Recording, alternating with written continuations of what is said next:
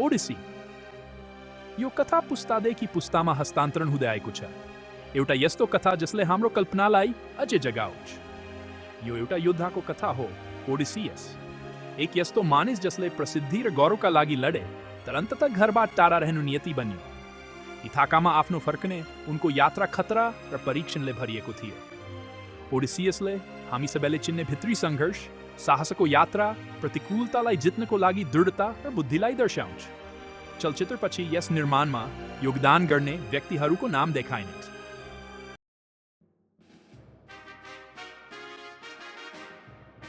ओडिसियससँगै हामी पनि एउटा कथा र किंवदन्तीहरूको संसारमा यात्रा गर्छौँ, जहाँ वीर र राक्षसहरूको बास छ। हामी पौराणिक पात्रहरू जस्तै एक आँखा भएको राक्षस पोलिफेमस, हजारौं जादुई औषधिहरू भएकी जादुगर्नी सर्स र आफ्नो मोहक गीतले नाविकहरूलाई चट्टानतिर लोभ्याउने साइरनहरूसँग भेट गर्छौँ। ओडिसियसले सामना गर्ने हरेक चुनौतीले उसलाई बलियो बनाउँछ र हामीलाई उसको शक्ति र मानवीय कमजोरी दुवै देखाउँछ। उसको यात्राले हामीलाई बुद्धिमत्ता, साहस र आशाको महत्व सिकाउँछ, अँध्यारो समयमा पनि।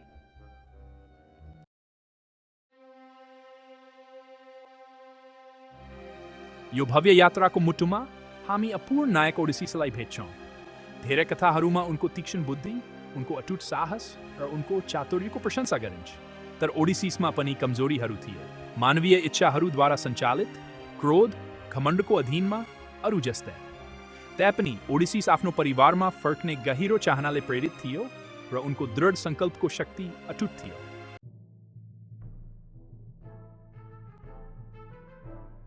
ओडिसियस केवल एक साहसी नायक मात्र थिएनन्, तर आफ्नो मानिसहरूको जिम्मेवारी बोकेका एक राजा पनि थिए। आफ्नो यात्राको क्रममा उनले थुप्रै कठिन निर्णयहरू लिनु परेको थियो, जहाँ उनले आफ्नो दलको आवश्यकता र आफ्नो लक्ष्यहरू बीच छनौट गर्नु पर्थ्यो। यी परीक्षाहरूले एक नेताको रूपमा उनको शक्ति र क्षमता प्रदर्शित गर्छन्।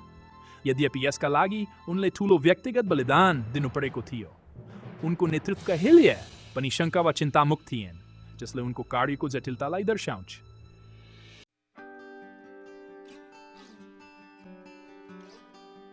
ओडिसियसको यात्रा केवल घर फर्कने बारेमा मात्र होइन। उसले सामना गर्ने हरेक चुनौती, उसले पार गर्ने हरेक परीक्षा उसलाई आफ्नो वास्तविक लक्ष्यको नजिक पुर्याउँछ। संसारमा आफ्नो स्थान खोज्नु ओडिसियसले हामीलाई सम्झाउँछ कि घर केवल एउटा घर मात्र होइन। यो एउटा यस्तो ठाउँ हो जहाँ हामीलाई स्वीकार गरिन्छ र माया गरिन्छ।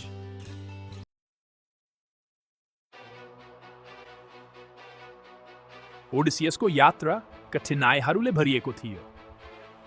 समुद्र देवता पोसाइडनले ओडिसियससँग गहिरो रिस राखेका थिए, किनभने ओडिसियसले उनको छोरा साइक्लोप्स पोलिफेमसलाई अन्धा बनाइदिएका थिए। त देवताहरूको क्रोधको बीचमा पनि बुद्धिकी देवी एथेनाले ओडिसियसलाई आशाको किरण प्रदान गरिन्। उनको संरक्षकको रूपमा एथेनाले ओडिसियसलाई मार्गदर्शन र साथ दिइन् र उनको यात्राको सबैभन्दा अन्त्यारो क्षणहरूमा पनि साहस र बुद्धि प्रदान गरिन्।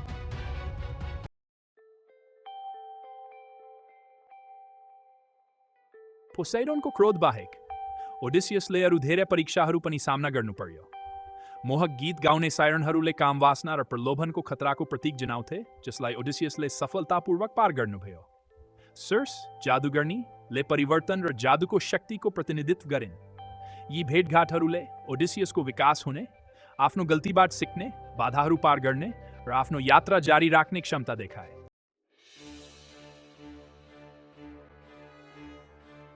यी हाम्रा भित्री डरहरूको चित्रण हो। उदाहरणका लागि साइक्लोप्स पोलिफेमसले क्रूरता र अन्धा क्रोधको प्रतीक हो। सिल्लाले र चर्बिडिसले जीवनका अपरिहार्य खतराहरू र कठिन छनौटहरूको प्रतिनिधित्व गर्छन्। यी चुनौतीहरूले हामीलाई हाम्रो वरिपरि रहेका वास्तविक खतराहरूको सम्झना गराउँछन्, बाहिरी र भित्री दुवै।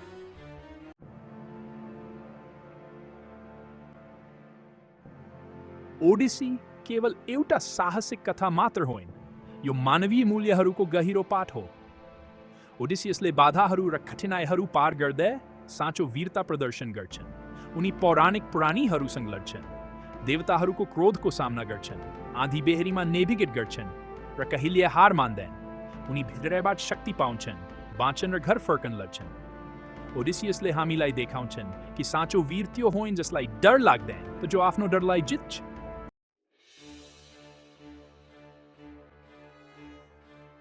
ઓડિસિયસ કેવલ એક નાયક માત્ર થઈએ નહીં, તરાફનો માનિસहरूको જિમ્મેવારી કાંધમાં બોકેકા એક રાજા पनि थिए। नेतृत्व सजिलो काम होइन, यो एउटा भारी बोझ थियो जुन ओडिसियसले आफ्नो यात्रामा बोकेका थिए। उनले लिएको हरेक निर्णय, दिएको हरेक आदेशले उनका अनुयायीहरूको जीवनमा प्रभाव पारेको थियो। नेतृत्वको बोझले उनलाई दबाव दिएको थियो र उनलाई सधैँ गाह्रो निर्णय लिन बाध्य बनाएको थियो। तर ओडिसियसले एक नेताको रूपमा आफ्नो कर्तव्य कहिल्यै त्यागेनन्।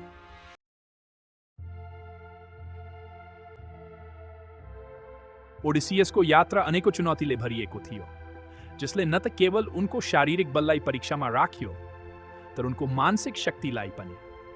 उनले यस्ता परिस्थितिहरूको सामना गर्नु पर्यो जहाँ कुनै पनि उत्तर सजिलो थिएन, जहाँ कठिन निर्णय लिनु आवश्यक थियो।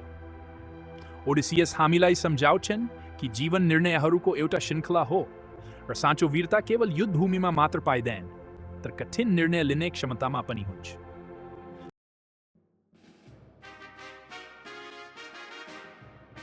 समुद्र ओडिसीको यात्राको पृष्ठभूमि मात्र होइन, यो एउटा शक्तिशाली प्रतीक हो। समुद्र शान्त र शान्त हुन सक्छ, तर अविश्वसनीय रूपमा खतरनाक पनि। जीवन जस्तै यसको उतार चढाव सँग। ओडिसीको यात्राले चुनौतीहरू विजयहरूलाई प्रतिबिम्बित गर्छ र हामीले आफ्नै जीवनमा सामना गर्ने अनिश्चितताहरू। विशाल समुद्रमा ओडिसी जस्तै हामीलाई थाहा छैन भविष्यले हाम्रो लागि के राखेको छ। ओडिसीले हामीलाई सम्झाउँछ कि जीवन समुद्र जस्तै खोजको यात्रा हो, एउटा यात्रा जसले हामीलाई हाम्रो वरिपरिको संसार र हामी आफैलाई अन्वेषण गर्छ।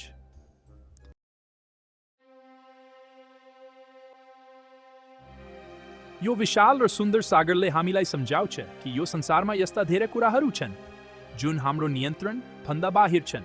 ठीक ओडिसी जस्तै जो समुद्रको छाल र हावाको चपेटामा परेका थिए, हामी पनि भाग्यको खेलौना हौं। समुद्रको यो परिवर्तनशील प्रकृतिले हाम्रो जीवनलाई नयाँ प्रतिबिम्बित गर्दछ, जहाँ खुशी र दुख, जित र हार क्षणभरमै परिवर्तन हुन सक्छन्। ओडिसीको कथा हामीलाई अज्ञात संसारमा साहसपूर्वक अगाडि बढ्न, जीवनको अनिश्चिततालाई स्वीकार गर्न र आफ्नो बाटोमा आउने सबै चुनौतीहरूको सामना गर्न तयार रहन प्रेरित गर्दछ। ठीक एक कुशल नाविकले अशान्त समुद्रमा जहाज चलाए जस्तै। उग्र समुद्र आफ्ना अग्ला छाल र आँधीबेहरी सहित ओडिसियसको लागि वास्तविक परीक्षा थियो। प्रकृतिको कठोर शक्तिले उनको साहस र सहनशीलताको परीक्षा लियो। प्रत्येक कठिनाइले उनलाई आफैभित्र हेर्न बाध्य पार्यो र आफूलाई चिन्नको लागि शक्ति दियो। भयानक राक्षसहरूसँगको सामनाको क्रममा प्रत्येक भयानक आँधीबाट बाँध्दा उनी शक्तिशाली बन्दै गए र एक साँचो नायकको रूपमा विकसित भए। तर समुद्रले ओडिसियसलाई चुनौती मात्र दिएन, यसले उनलाई शान्ति र आनन्दका क्षणहरू पनि प्रदान गर्यो।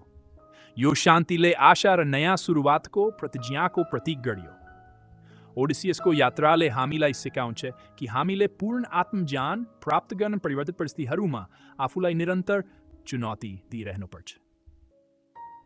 वर्षौंको कष्ट परीक्षापछि अन्जान समुद्रहरू पार गर्दै र अनगिन्ती खतराहरूको सामना गर्दै ओडिसियसले अन्ततः टाढाबाट आफ्नो प्यारो इथाका देखे। यो त्यो क्षण थियो जसको लागि उनले सधैँ प्रतीक्षा गरेका थिए, जसको लागि उनको हृदय भरिएको थियो। यो लामो र खतरनाक यात्राको अन्त्य थियो र उनको जीवनमा नयाँ अध्यायको सुरुवात। तर ओडिसियसको फिर्ती केवल एउटा घटना मात्र थिएन, यो भावनाले भरिएको क्षण थियो। पृथ्वी हल्लियो र काम्पियो र नयाँ चुनौतीहरू उनको प्रतीक्षामा थिए। इथाका जुन कहिले खुशी र स्थिरताको प्रतीक थियो, अब बदलिएको र अपरिचित लाग्थ्यो। समयले आफ्नो छाप छोडेको थियो र राजाको अनुपस्थिति सबैतिर महसुस गर्न सकिन्थ्यो। ओडिसियस आफै पनि अब त्यो मान्छे थिएन जुन वर्षौं पहिले गएका थिए। इथाका फर्कनु अन्त्य थिएन, बरु नयाँ यात्राको सुरुवात।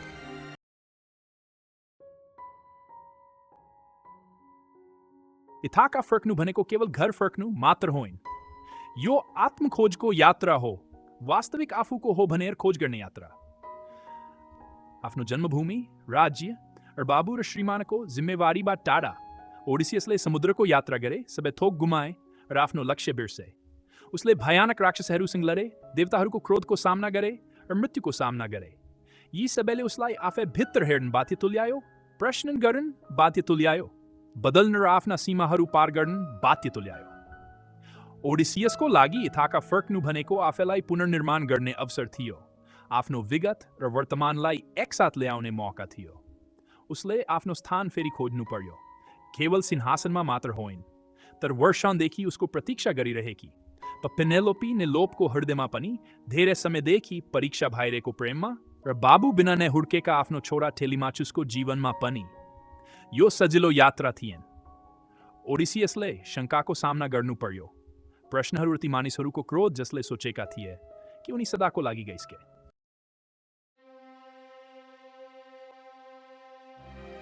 ओडिसियसको लागि इथाका फर्कनु भनेको केवल भौगोलिक यात्रा मात्र थिएन, यो त जीवनको सारत्वमा फर्कनु थियो। परिवार, प्रेम र वफादारी इथाका केवल एउटा टापु मात्र थिएन, यसले जीवनको आँधी बेहरीबाट सुरक्षित आश्रय र शरणस्थलको प्रतीक गर्दथ्यो। आफ्नो लामो यात्राको दौरान ओडिसियसले सधैँ आफ्नो घर र परिवारको तस्विर मनमा राखे जसले उनलाई शक्ति र आशा प्रदान गर्यो।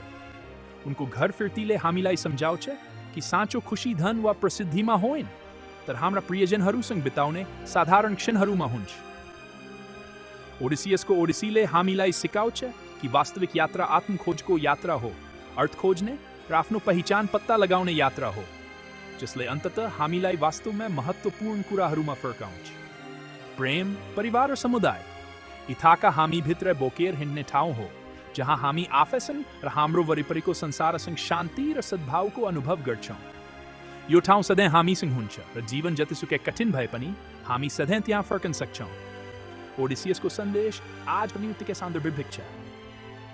यो हाम्रो आफ्नै व्यक्तिगत यात्राहरूको बारेमा सोच्न, हाम्रा जराहरूसँग जोड्ने सम्बन्धहरूलाई प्रोत्साहन दिन र हाम्रो आफ्नै इथाका खोज्न कहिले हार नमान आह्वान हो। ओडिसियसको ओडिसीले हाम्रो संस्कृतिमा अमिट छाप छोडेको छ। शताब्दीयौंदेखि यस महाकाव्य कथा कलाकारहरूलाई प्रेरित गर्दै र उनीहरूको कल्पनालाई जगाउँदै आएको छ। रोमन कविदेखि एलिजाबेथेन नाटककारहरूसम्म घरको चाहना गर्ने नायक ओडिसियसको कथा साहित्य, रङ्गमञ्च र फिल्ममा सर्वव्यापी छ। आधुनिक लेखक र फिल्म निर्माताहरूले पनि होमरको कामलाई फर्केर हेर्छन् र साहसिक कार्य, आत्मखोज र परिवार र घरको महत्व जस्ता विश्वव्यापी विषयवस्तुहरूको खोजी गर्छन्। यसको कालातीत विषयवस्तु र अविस्मरणीय पात्रहरूको साथ ओडिसीले सांस्कृतिक र ऐतिहासिक सीमाहरू पार गर्छ र कलात्मक प्रेरणाको एक अटुट स्रोत बनेको छ। तर यसको प्रभाव कला भन्दा धेरै टाढा जान्छ। पेनेलोप जस्ता पात्रहरू वा साइक्लोप्स पोलिफेम्स हाम्रो भाषाको हिस्सा भएका छन् र सुन्दरता, दृढता वा बदलाको प्रतीक हुन्। यसको कालातीत प्रासङ्गिकता र विश्वव्यापी अपीलको साथ ओडिसीले हाम्रो विश्व दृष्टिकोण, हाम्रा मूल्य मान्यता र वीरताको हाम्रो विचारलाई आकार दिएको छ। ओडिसीले पहिलेका मानिसहरूलाई मात्र प्रेरित गरेको छैन, चलचित्रको दुनियाँमा यस महाकाव्यको प्रभाव स्पष्ट देखिन सकिन्छ। धेरै चलचित्रहरू यस क्लासिक कथामा आधारित छन्। उदाहरणको लागि कोएन दाजुभाइद्वारा निर्देशित ओ ब्रदर, हुवेर आर्ट थाउ वा एन्थोनी मिङ्गेलाको कोल्ड माउन्टेनलाई लिन सकिन्छ। यी चलचित्रहरू फरक समय र स्थानमा सेट गरिए तापनि तिनीहरूले साहसिक कार्य, घर फर्कने चाहना र परिवारको महत्व जस्ता विश्वव्यापी विषयवस्तुहरूको व्याख्या गर्छन्। यी आधुनिक व्याख्याहरूले पुरानो कथालाई नयाँ रूप दिन्छन् र ओडिसी अझै पनि कत्तिको सान्दर्भिक छ भनेर देखाउँछन्। साहित्यमा पनि हामी ओडिसीको प्रभाव देखिन सक्छौँ। मार्गरेट एटवुडले आफ्नो उपन्यास द पेनेलोपियाडमा यो काम गरेकी छिन् र जेम्स जोइसले आफ्नो उत्कृष्ट कृति युलिसिसमा यी दुई उदाहरण मात्र हुन् लेखहरूका जसले ओडिसीलाई नयाँ दृष्टिकोणबाट प्रस्तुत गर्छन् र पात्रहरू र उनीहरूको कथामा नयाँ दृष्टिकोण प्रदान गर्छन्। यी आधुनिक रूपान्तरणहरूले मूल कृतिलाई सम्मान गर्छन् तर नयाँ प्रश्नहरू सोध्न पनि हिचकिचाउँदैन। तिनीहरूले देखाउँछन् कि कसरी ओडिसीले आजको दिनसम्म हाम्रो कल्पनालाई उक्साउँछ। ओडिसी केवल एउटा पुरानो कथा मात्र होइन, यो एउटा यस्तो कृति हो जुन हजारौं वर्षदेखि हामीसँग छ र हामीलाई प्रेरित गरिरहेको छ।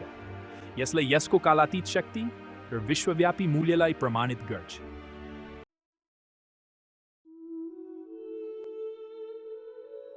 कल्पना गर्नुहोस्, ओडिसियसको कथा एउटा यस्तो कथा जुन हजारौं वर्ष पुरानो छ तर आज पनि हामीलाई छुन्छ। ओडिसियसको यात्रा केवल एउटा साहसिक कार्य मात्र होइन, यो जीवनको अर्थ खोज्ने यात्रा हो, आत्मखोजको यात्रा हो। एउटा यस्तो विषय जुन उमेर वा संस्कृतिलाई नहेरी सधैँ सान्दर्भिक रहन्छ। ओडिसियस सायद पूर्ण छैनन् तर उनी एक वास्तविक मानवीय नायक हुन्। उनी हामीलाई देखाउँछन् कि वास्तविक साहस भनेको कठिनाइहरूलाई स्वीकार गर्नु, बाधाहरू पार गर्नु र कहिल्यै हार नमान्नु हो।